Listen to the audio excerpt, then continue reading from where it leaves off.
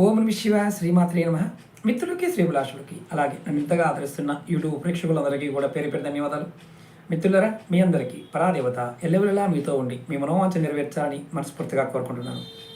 ఈరోజు వీడియోలో మీరు పనిచేస్తున్న దగ్గర ఎవరైనా సరే చులకనగా చూస్తున్నారా?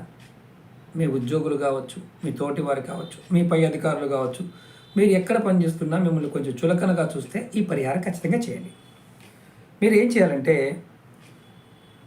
ముఖ్యంగా కొంతమంది అంటూ ఉంటారు, గురువుగారు మేము ఎంత ప్రయత్నం చేసినా మా తోటి పనిచేసేవారు మమ్మల్ని ఇబ్బంది పెడుతూనే ఉన్నారు అని. అలాంటి వారు ఖచ్చితంగా ఈ ప్రయోగాన్ని చేసి చూడండి. మీరు ఆఫీస్కి వెళ్ళగానే, ఆ ప్రదేశానికి వెళ్ళగానే, అంటే డ్యూటీకి మీరు వెళ్ళగానే మీరు కూర్చునే కుర్చీని కానీ లేదంటే టేబుల్ కానీ కూర్చునే ప్రదేశంలో కాస్త శుభ్రం చేయండి. శుభ్రం చేసి కూర్చోండి. అలాగే ఇక్కడ ముఖ్యంగా స్నానం చేసి డ్యూటీకి వెళ్ళడానికి ప్రయత్నించేయండి. కొంతమంది స్నానం చేయకుండా వెళ్తూ ఉంటారు, కాబట్టి అలాంటి వారికి గుర్తింపు రాదు. స్నానం చేసి డ్యూటీకి వెళ్ళడం ప్రయత్నం చేయండి. అలాగే మీరు కూర్చునే ప్రదేశానికి నమస్కారం చేసుకోండి.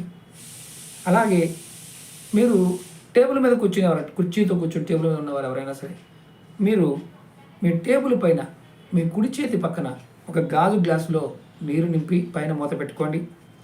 మీరు సాయంత్రం పని అయి పూర్తయి ఇంటికి వెళ్ళే సమయానికి మీరు ఏం చేస్తారంటే, ఆ గ్లాసులో ఉన్న నీటిని తాగి మీరు కూర్చున్న సీటుకి నమస్కారం చేసుకొని వెళ్ళండి.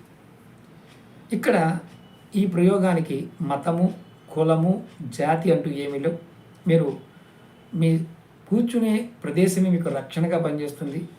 మీ చుట్టూ ఉన్నవారు మీకు సహకరిస్తారు. దాంతోపాటు మీ ఉద్యోగంలో మంచి ఫలితాలని మీరు రాబట్టుకోగలుగుతారు. అలాగే మీకు ఈ వీడియో నచ్చినట్లయితే లైక్ చేయండి, ఛానల్ని సబ్స్క్రైబ్ చేసుకోండి, పక్కనే ఉన్న గంట సింబల్ని యాక్టివేట్ చేసుకొని 10 మంది మిత్రులకి ఈ వీడియోని షేర్ చేయండి. ఓం నమః శివాయ శ్రీమాత్రే నమః.